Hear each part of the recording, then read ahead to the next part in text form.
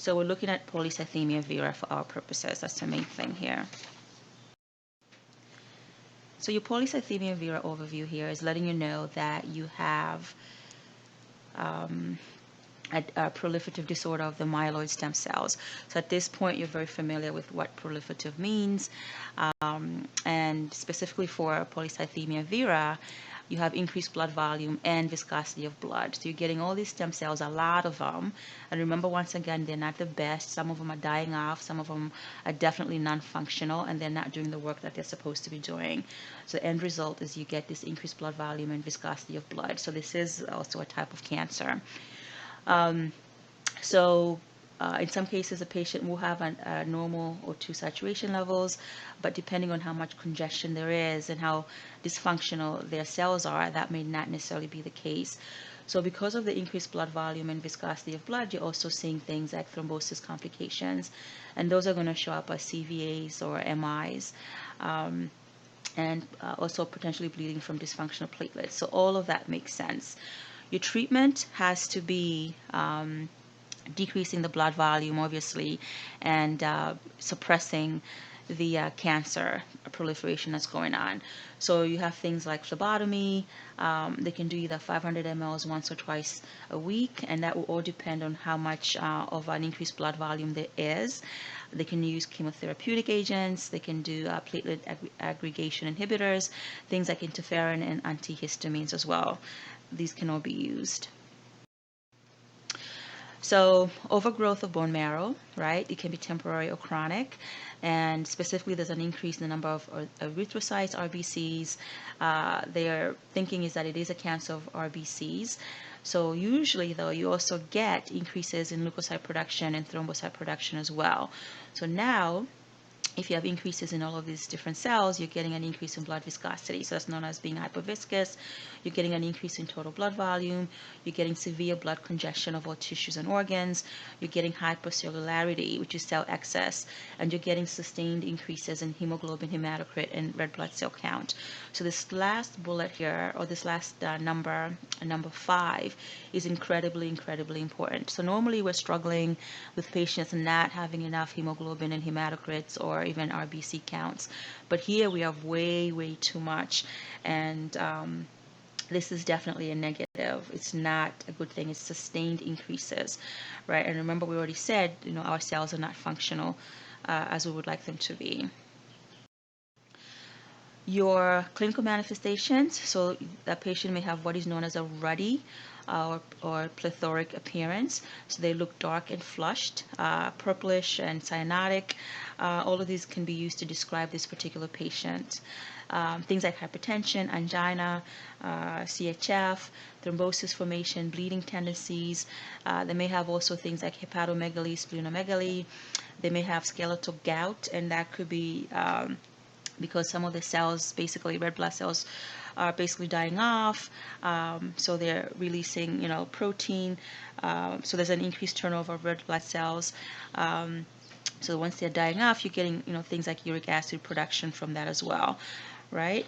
So that's how that is all tying in. You're getting things like pruritus, and you're getting things like hyperkalemia. Also, once your red blood cells are dying off as well, right? So this is how that may be presenting. So your diagnostic tests are obviously bone marrow tests, right? You're looking at all your labs here, so everything is implicated.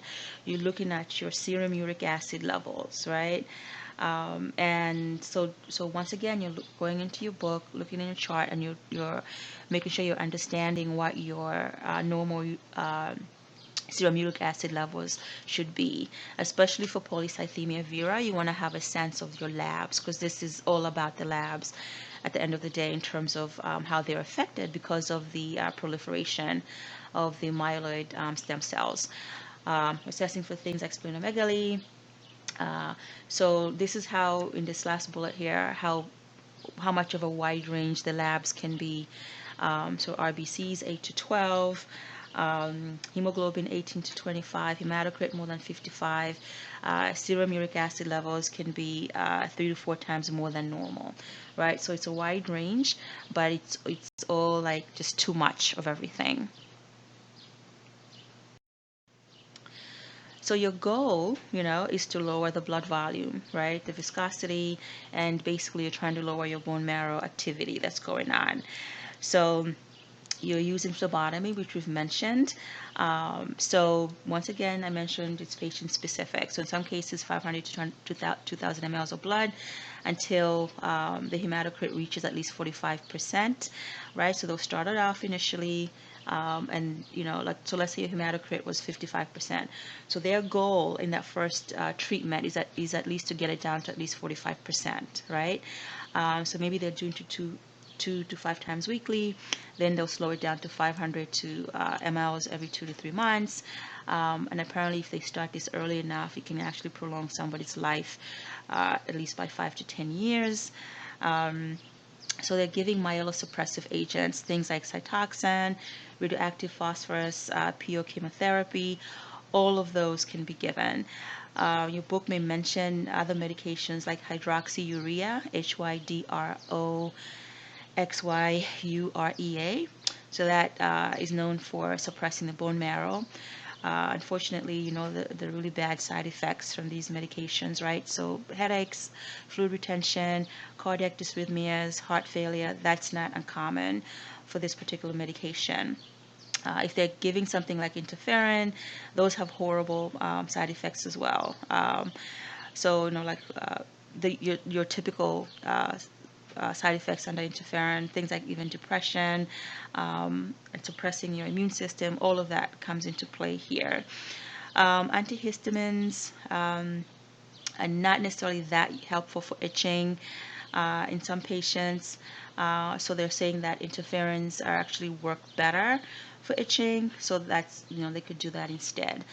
But if for some patients the antihistamines are working, then obviously they're going to use those. But they've found that interferons also work for itching as well.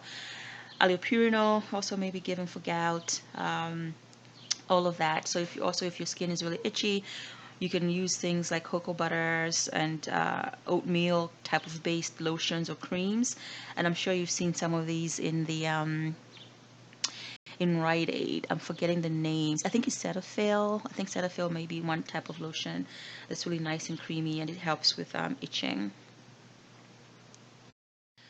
All right, so nursing interventions, what are you going to do? So pretty straightforward. You're going to give your meds, assessing vital signs and breath sounds, right? Because there's all these too much cells kind of floating around, so that's going to impact how well the patient is breathing, especially if they're not the best cells, it's not giving them enough oxygen, etc. So you're going to be monitoring them very closely. Diet intake. Obviously, if they're getting gout types of manifestations because of too much protein or red blood cell breakdown, etc., you're going to be monitoring some of that. So increasing oral fluids. So they can get as much as 3,000 mLs per day, because remember, the blood is very viscous. So we want to dilute it.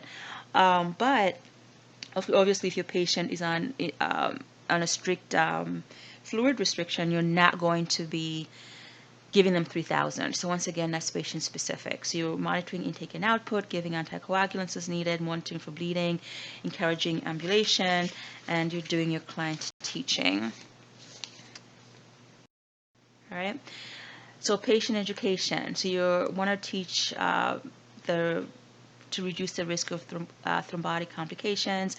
So stopping smoking, losing weight, controlling hypertension and diabetes, right? So for sure, if they have all this proliferation of cells, your blood is viscous, too much of it, you're going to be hypertensive, right? Reducing the risk for DVT, avoiding high dose aspirin, because that's going to already put them at more risk for bleeding. And remember, they're already at an increased risk for bleeding because they're having all these dysfunctional blood cells, in particular their dysfunctional platelets. Avoiding iron supplements, cool baths for pruritus, all of that is beneficial for your patient. So the rest of the slides, like, we're not going to get into essential thrombocytopenia, so you can skip that one. We're not covering primary myelofibrosis. You can skip that. And then for the lymphoma, I actually went into this one in a separate PowerPoint that had, I think, cancer on it. And at the very back, it had Hodgkin's lymphoma and non-Hodgkin's lymphoma. So these slides in here just give you an overview, but you're going to listen to the other ones primarily. So remember Hodgkin's unicentric origin, and it's a Reed-Sternberg cells. And we've talked about all of this in the other slide in terms of the people who may get it. And we've talked about the manifestations, and under Hodgkin's, those are the bigger issues.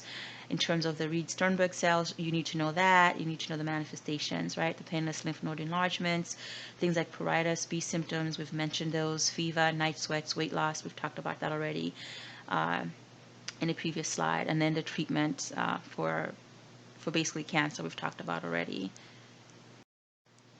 Your lymphoid, your non-Hodgkin lymphoma. Lymphoid tissues infiltrated with malignant cells, spread is unpredictable, and all of this I think I have also in the other PowerPoint. And the treatment is basically determined by type and stage of disease. And also multiple myeloma, I believe I discussed this as well in a separate slide. Right, so I think one of the bigger things I had discussed under multiple myeloma was this destruction of the bone that happens, and the manifestations were key, like the bone pain, osteoporosis, and the fractures. We talked about that, as well as hypercalcemia. We talked about that as well, and the fact that there's no cure. All right, so you can just listen to the other slides for this one as well. All right, and that's it with this.